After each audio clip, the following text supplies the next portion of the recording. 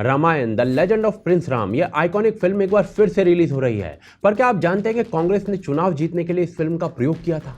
क्योंकि गोविल साहब गोविल की तरह जाके उन्होंने वहाँ पे प्रचार नहीं किया, उन्होंने प्रचार किया रामायण में जो राम हैं उनकी तरह। इससे पहले रामानंद सागर की रामायण का यूज भी चुनाव जीतने के लिए किया गया था। कांग्रेस ने तो उनको प्रेजेंट ऐसे किया कि वो रामायण के राम हैं और वो कांग्रेस के कैंडिडेट के लिए प्रचार। परंतु ये दोनों ही दाव कांग्रेस पे भारी पड़े थे और आज यदि मोदी प्रधानमंत्री हैं तो उसमें रामायण का बड़ा योगदान है। जो अयोध्या में जो मंदिर है वो हिंदुओं का है, वो आज से नहीं है, सदियों पुराना। उसको मुसलमान लोग बाहर तोड़ के बनाया, उसको तो हम मानने को तैयार नहीं है। एक समय ऐसा था कि दूरदर्शन पर कोई भी रिलीजियस प्रोग्राम प्रतिबंधित था, तो फिर ये रामायण और महाभारत कैसे दिखाए गए थे? राजीव गांधी ने क्या कहा था रामायण का टेंडर पास करने से पहले, और कैसे ये दोनों रामायण कांग्रेस की राजनीति को खा गई? जानने के लिए वीडियो को अंत तक देखें और चैनल को सब्सक्राइब कर लें।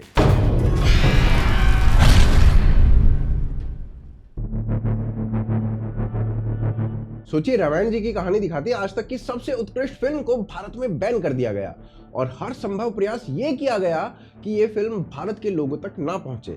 लेकिन आज 31 वर्षों के बाद ये फिल्म इतिहास का सीना फाड़कर हम सभी के सामने आ रही है और 18 अक्टूबर को थिएटर्स में रिलीज भी की जाएगी। चलिए आज इसी फिल्म के बारे में जानते हैं और जानते हैं कि कैसे कैसे षड्यंत्रों से राम के देश में राम पर बनी फिल्म को रोक दिया गया। वर्ष 1985 एक जापानी एनिमेटर युगो साको भारत आता है और उसे एक डॉक्यूमेंट्री फिल्म बनाने के लिए भारत बुलाया गया था। डॉक्यूमेंट्री का नाम था द रामायण रेलिक्स। तो बेसिकली अयोध्या के निकट एक खुदाई हुई थी और उस आर्कियोलॉजिकल एक्सकवेशन में जो कुछ मिला था वही उस डॉक्यूमेंट्री का टॉपिक था। 1985 में इस डॉक्यूमेंट्री के थ्रू युगो साको को पहली बार राम जी के और रामायण जी के बारे में पता चला था और युगो साको राम जी की कथा सुनकर द्रवित हो गए थे। अब युगो साको राम जी के बारे में रिसर्च करना प्रारंभ करता है और वाल्मीकि रामायण को पढ़ता है और रामायण के 10 अलग अलग वर्जन्स को भी पढ़ता है। एक बुद्धिस्ट जो भगवान राम से इतना प्रेरित हुआ कि उसने इस टॉपिक को उठाकर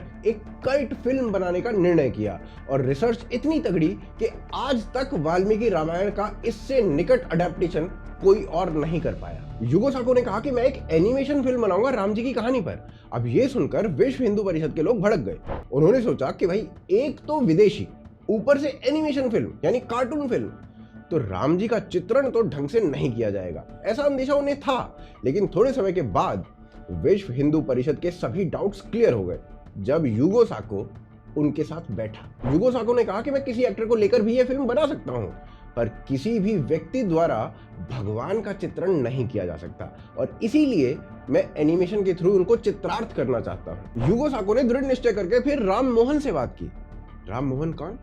तो राम मोहन को ना भारत का फादर ऑफ एनिमेशन कहा जाता है। फिर 450 लोगों की एक ऐसी टीम बनाई गई कि एक एक आदमी अपने काम का बेस्ट। युगो साको ने अपने जीवन के 10 वर्ष केवल इस प्रोजेक्ट में लगा दिए क्योंकि वो इतनी सी भी कोताही नहीं बरतना चाहता था। जापान से भारत के 60 चक्कर और $13 मिलियन का खर्चा इस प्रोजेक्ट पर कर दिया गया 1990 में। इसे आप कंपेयर करिए आदि पुरुष से, जिसके हर सीन में कोई ना कोई दिक्कत थी।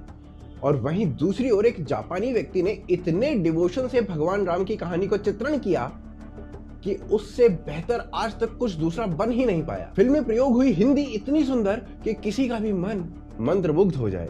श्री रघुवर की वानर सेना सेतु बांध रही, जननी में रामदूत हनुमान जैसे अद्भुत गाने, और अब फिल्म 4K में बेहतर एनिमेशन के साथ रिलीज हो रही है। इससे पहले 1993 में फिल्म बनकर रिलीज होने को तैयार थी, परंतु फिल्म जापान में तो रिलीज हुई पर भारत में नहीं। भारत में फिल्म को बैन कर दिया गया। फिल्म जापान में भयंकर हिट थी पर भारत में जिसकी ऑडियंस सबसे अधिक थी वहीं पर यह फिल्म बैन थी। फिर 2022 आता है और मोदी जी का जापान का दौरा होता है, तब वहां पर अतुशी मात्सुओ और योशी जो कि फिल्म के प्रोड्यूसर हैं वो मोदी जी से मिलते हैं। फिर भारत आकर मन की बात होती है और मन की बात में मोदी जी इस फिल्म की चर्चा करते हैं और इस फिल्म को री रिलीज करने का काम चालू किया जाता है और अब ये फिल्म भारत में री रिलीज हो रही है। लेकिन उस समय भारत में यह फिल्म रिलीज क्यों नहीं हो पाई थी वो आगे देखते हैं। तो देखिए, जिस समय की बात हम कर रहे हैं उस समय की राजनीति किसी भी ऐसी चीज को टीवी पर अलाउ नहीं कर रही थी जो भगवान राम से जुड़ी हो, और उस समय भारतीय पॉलिटिक्स के ध्रुव में भगवान राम ही थे।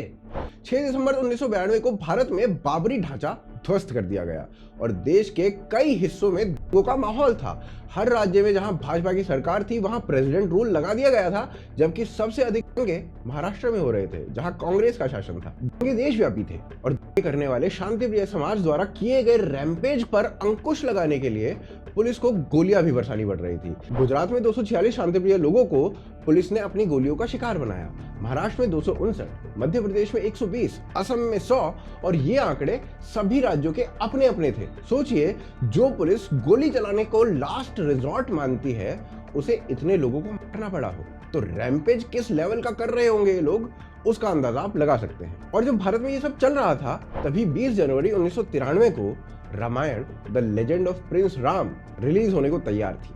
जापान में रिलीज भी हुई। भारत में इस फिल्म को इंटरनेशनल फिल्म फेस्टिवल के 24वें संस्करण में दिखाया भी गया, लेकिन सरकार ने इस फिल्म को थिएटर्स में रिलीज नहीं होने दिया। सरकार के अनुसार ये फिल्म आग में घी डालने का काम कर सकती थी। तो भाई अगर ऐसा था तो फिर तो भगवान राम, हनुमान जी की पूजा भी आग में घी डालने का काम कर सकती थी। हनुमान मंदिर, राम मंदिरों को भी बंद करा देना चाहिए था। सुरक्षा स्टेट की रिस्पॉन्सिबिलिटी है और एक फिल्म जिसमें कुछ गलत नहीं है उसे रिलीज कराना भी स्टेट की ही रिस्पॉन्सिबिलिटी है। परंतु एक पक्ष को अपीज करना जो सत्तारूढ़ी पार्टी का वोट बैंक है, उसके लिए इस प्रकार की हरकतें की गई थी। एक और राम जी पर बनी फिल्म को बैन कर दिया गया और दूसरी ओर दूरदर्शन को डायरेक्ट ये किया गया कि अति शीघ्र अलिफ लैला बनाया जाए। मिडिल ईस्ट की इस्लामिक कहानियों को दिखाता यह सीरियल 24 अगस्त 1993 को दूरदर्शन पर टेलीकास्ट किया गया। एक और भगवान राम पर बनी फिल्म बैन किया गया और दूसरी ओर अलिफ लैला शुरू किया गया। कांग्रेस सरकार का क्लियर मैसेज था अपने वोटर्स को कि हम तुम्हें अपीज करने के लिए सब कुछ करेंगे। वहीं Ramayan the legend of prince Ram को 1993 में बैन कर दिया गया, परंतु 1997 में फिल्म भारत में रिलीज हुई। परंतु इतनी बड़ी फिल्म को कोई थिएटर नहीं मिला। एक फिल्म जो विदेशों में हिट हो चुकी है, भारत के लोगों को पसंद आने वाली है, पर उसके लिए थिएटर नहीं है। अब ऐसा क्यों हुआ, इसके कई थियरीज हैं, पर असली कारण कोई नहीं जानता।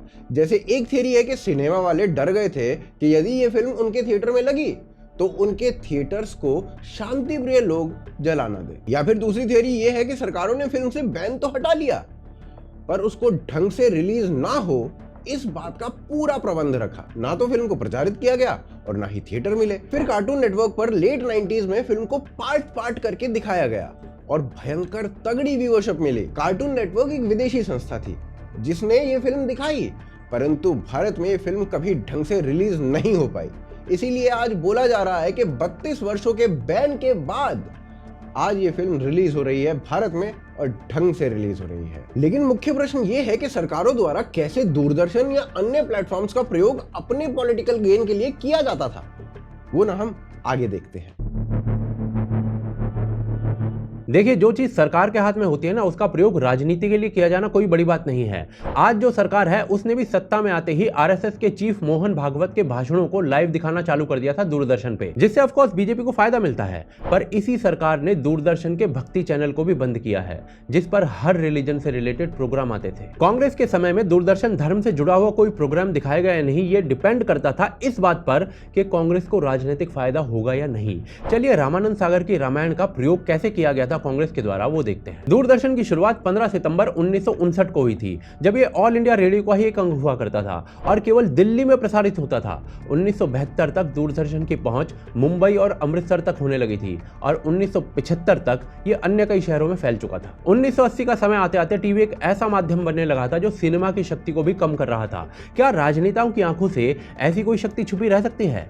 और इस शक्ति का प्रयोग 1984 में होने लगा था राजनेताओं द्वारा, जब इंदिरा गांधी की हत्या की गई थी। 30 दिसंबर 1984 को दिल्ली में इंदिरा गांधी की शव यात्रा निकाली गई थी, जिसे टीवी पर लाइव दिखाया गया था। बताया यह जाता है कि इस यात्रा में एक समुदाय विशेष के विरुद्ध नारे लगने शुरू हो गए थे, जो टीवी पर कवर हुए थे। इसी प्रकार इस घटना के एकदम बाद राजीव गांधी ने वो स्पीच दी थी जिसमें उन्होंने कहा था कि एक बड़ा पेड़ गिरता है तो धरती हिलती है, वो भी दूरदर्शन पर प्रसारित की गई थी। ये सब कुछ राजनीति से प्रेरित था, पर अभी टीवी के माध्यम से होने वाली राजनीति में धर्म का तड़का नहीं लगा था। इनफैक्ट दूरदर्शन पर 1986 तक किसी भी प्रकार के रिलीजियस प्रोग्राम का टेलीकास्ट प्रतिबंधित था, क्योंकि भारत को 1976 के 42वें संशोधन के माध्यम से एक सेक्युलर देश घोषित किया गया था। यही वो समय था जब टीवी का विस्तार देश में हो रहा था। अब एक नए नए सेक्युलर देश में तो धार्मिक प्रोग्राम नहीं दिखाए जा सकते ना भाई। फिर ऐसा क्या हुआ जो टीवी पर रामायण महाभारत जैसे रिलीजियस प्रोग्राम्स की बाढ़ आ गई? तो जी 1984 में इंदिरा गांधी कांड के बाद राजीव गांधी रिकॉर्ड सीट से जीतकर प्रधानमंत्री बनते हैं, पर आते ही बोफोर्स स्कैंडल जैसे भयानक घोटाले सामने आने लगते हैं। पर 1985 में शाहबानो केस का निर्णय आता है जिसने इस देश की राजनीति को बदल कर रख दिया। शाहबानो एक वृद्ध महिला थी जिसके पति ने बुढ़ापे में 3 तलाक देकर उसको छोड़ दिया था। केस कोर्ट में गया था। कोर्ट ने पति को कहा था कि शाहबानो को मुआवजा दे, और यह निर्णय एक समुदाय विशेष को पसंद नहीं आया था, जिससे इस पूरे देश में आंदोलन होने लगे थे, आग लगने लगी थी। और इसके बाद राजीव गांधी की सरकार ने समुदाय विशेष को खुश करने के लिए कोर्ट के निर्णय को ही कानून बना के पलट दिया था। इस कानून के बनने से समुदाय विशेष खुश हो गया था, पर भारत के बहुसंख्यक समुदाय के भीतर इसका मैसेज सही नहीं गया था। हिंदू समुदाय को लगा था कि एक सेक्युलर देश की सरकार सड़कों पर उतरी हुई समुदाय विशेष की उपद्रवी भीड़ के सामने झुक गई है और बीजेपी इसका फायदा उठाने लगती है। बस जैसे ही कांग्रेस को लगता है कि देश के बहुसंख्यक समुदाय का झुकाव कहीं और हो रहा है, अचानक से ही 1986 में राजीव गांधी सरकार में सूचना प्रसारण मंत्री अजीत कुमार पंजा एक अध्यादेश जारी कर देते हैं कि दूरदर्शन पर रामायण दिखाई जाएगी। सरल शब्दों में खिसकती हुई राजनीति को संभालने के लिए, देश के बहुसंख्यक समाज को खुश करने के लिए एक प्रयास था, पर इससे कांग्रेस की बात बनी नहीं थी, बिगड़ गई थी। और इतनी बिगड़ गई थी कि 1993 में रामायण पर ही बनी जापानी एनिमेटेड फिल्म को रिलीज तक नहीं होने दिया था उन्होंने। कैसे हुई थी ये दुर्दशा, वो आगे देखते हैं। देखिए, चाहे रामानंद सागर की रामायण हो या फिर जापानीज एनिमेटेड रामायण, दोनों का प्रयोग राजनीति के लिए किया गया था। एक को दूरदर्शन पर रिलीज करके और दूसरे के रिलीज को रोक कर। और इसका कारण ना पहली रामायण यानी रामानंद सागर वाली रामायण के भीतर छुपा हुआ है। 1986 में दूरदर्शन पर रामायण का प्रसारण हो, इसका इंतजाम तो कर दिया गया था कांग्रेस की उस समय की सरकार द्वारा, पर वो रामायण भक्ति भाव से भरी ना हो, उसमें डिवोशन ना दिखे, भारतीय संस्कृति ना दिखे, ऐसे प्रबंध भी किए गए थे। ये वो समय था जब दूरदर्शन के डायरेक्टर जनरल भास्कर घोष थे, यानी कि सागरिका घोष के पिता, जो कि एक सिविल सर्वेंट थे पर एक थिएटर आर्टिस्ट भी थे। रामायण में उन्होंने खुद पर्सनल इंटरेस्ट लिया था। टीवी पर आने से पहले रामायण के 4 एपिसोड्स भास्कर घोष को दिखाए गए थे, और भास्कर घोष ने अपना सर पकड़ते हुए कहा था कि इतने रिचुअल्स क्यों डाल दिए हैं भाई इसमें। भास्कर घोष ने इस सीरियल को किसी न किसी तरीके से रोकने का प्रयास किया था, पर रामानंद सागर ने अप्रूवल सीधे मंत्रालय से ले लिया था। सरल शब्दों में रामायण के पहले कुछ एपिसोड्स में नामकरण, यज्ञोपवीत, गुरुकुल शिक्षा प्रणाली और भारतीय परिवार कैसे एक साथ रहता है, ये सब दिखाया गया था। ये सेक्युलर दूरदर्शन और सेक्युलर सरकार के गले नहीं उतर रहा था, जिसे टोन डाउन करने का प्रयास किया गया था। पर रामानंद सागर ने अपना दबाव सरकार पर बनाकर इसे पास करवा लिया था। जनवरी 1987 में शुरू हुआ रामायण जुलाई 1988 तक टीवी पर आया था, और रामायण भारत के इतिहास की सबसे बड़ी सक्सेस स्टोरी बना था टीवी पर। जिस समय ये प्रसारित होता था, भारत की सड़कें खाली हो जाती थी, लोग टीवी पर हार चढ़ाते थे, और कांग्रेस रामायण में राम का पात्र निभाने वाले अरुण गोविल को चुनाव प्रचार के लिए भेजती थी। जब कांग्रेस आई ने फैसला किया कि रामायण में जो अभिनेता हैं अरुण गोविल, जो राम का अभिनय करते हैं, उनको इलाहाबाद भेजा जाए, तो आपके जहन में इलाहाबाद के वोटर की कैसी तस्वीर थी कि वोटर कैसा होता है? क्या वो ऐसे झांसों में आ जाता है या ऐसी बातों से वो प्रेरित होकर वोट दे देगा कांग्रेस आई को? आपके जहन में सोच क्या थी उस वक्त? जनहार इस मुल्क का मेरे ख्याल में उसको पूरा हक है, जैसे कोई भी सिटीजन का किसी और सिटीजन का हक है, उतना ही उसका भी हक है। लेकिन आपने इस तरह से इलाहाबाद के वोटर की धार्मिक भावनाओं को भड़काने की कोशिश की, क्योंकि गोविल साहब गोविल की तरह जाके उन्होंने वहाँ पे प्रचार नहीं किया, उन्होंने प्रचार किया रामायण में जो राम है उनकी तरह। तो सवाल ये है कि गोविल साहब जाके कर सकते थे प्रचार, लेकिन उनकी क्या मतलब, कांग्रेस ने तो उनको प्रेजेंट ऐसे किया कि वो रामायण के राम हैं और वो कांग्रेस के कैंडिडेट के लिए प्रचार। परंतु जितना सक्सेसफुल ये शो हो रहा था ना, उतना ही फायदा बीजेपी को हो रहा था, क्योंकि ये वही कालखंड था जब राम जन्मभूमि की डिमांड उठने लगी थी। संघ परिवार अयोध्या में शिलान्यास करवा रहा था। विश्व हिंदू परिषद अयोध्या की धूल भरी गलियों में घूम घूम कर लोगों को याद दिला रहे थे कि राम जन्मभूमि को इन्वेडर्स के चंगुल से छुड़वाना है, और बीजेपी के लाल कृष्ण अडवाणी राम रथ यात्रा की तैयारी कर रहे थे। ऑफकोर्स इस सारी राजनीति का फायदा बीजेपी को मिलना था, और ऐसा हुआ भी। 1984 के इलेक्शंस में 2 सीटें जीतने वाली भाजपा 1989 के इलेक्शन में 85 सीटें जीतती है, और दूसरी तरफ कांग्रेस चुनाव हार जाती है। डिस्प्यूटेड साइट पर राम मंदिर एक चुनावी मुद्दा बन जाता है और दिसंबर 1992 में वो होता है जिसकी किसी ने कल्पना भी नहीं की थी। बाबरी ढांचा गिरा दिया जाता है और उस समय देश का माहौल कुछ ऐसा दिखता था। सरकार के कहने से मंदिर और मस्जिद का निर्माण नहीं होता है। यह धर्म की बात है और पब्लिक का अपना अटूट विश्वास की बात है। आप कौन से पार्टी के हैं? हम पार्टी वार्टी तो खैर छोड़िए, अभी धर्म की बात जहाँ तक बोलते हैं तो हिंदू धर्म से हम कंसल्ट हैं। मुझे पार्टी में नहीं है। पार्टी तो ही है, किसी न किसी पार्टी से तो जरूर कंसल्ट है। हाँ वही पूछ रहे हैं। हम ऐसे दिल से कांग्रेस साई को चाहते हैं, लेकिन हम धर्म की जहाँ तक बात है तो हिंदू धर्म को तो ही है। देखिए ना, आप सोचिए कि कितना बड़ा वोट बैंक ऐसा होगा जो कांग्रेस को वोट देता होगा, पर केवल राम जन्मभूमि आंदोलन के चलते बीजेपी के पक्ष में चला गया था। और राम जन्मभूमि आंदोलन वो आंदोलन था जिसे सबसे बड़ा बल दिया उन सेंटिमेंट्स ने जो दूरदर्शन पर रामायण देखकर पैदा हुए थे। वो रामायण जिसे कांग्रेस अपनी राजनीति के लिए टीवी पर लाई थी, देश के बहुसंख्यक समुदाय को खुश करने के लिए। ये एक्चुअल में कांग्रेस का मास्टर स्ट्रोक था जिसे बीजेपी ले उड़ी। और ऐसी स्थिति दोबारा पैदा ना हो तो कांग्रेस ने 1993 में रामायण नाम की इस जापानीज फिल्म पर रोक लगा दी। मुद्दा दोनों समय राजनीति का ही था, पर वो राजनीति कांग्रेस को उल्टी पड़ गई और इस राजनीति के कारण एक और चीज ने जन्म लिया, मंकी बैलेंसिंग ने। कैसे, वो आगे देखते हैं। देखिए, कोई भी राजनीतिक दल हो जब वो सत्ता में होता है ना तो अवेलेबल इंस्टीट्यूशंस का पूरा प्रयोग करता है। पहले दूरदर्शन का प्रयोग कांग्रेस ने किया और आज बीजेपी कर रही है।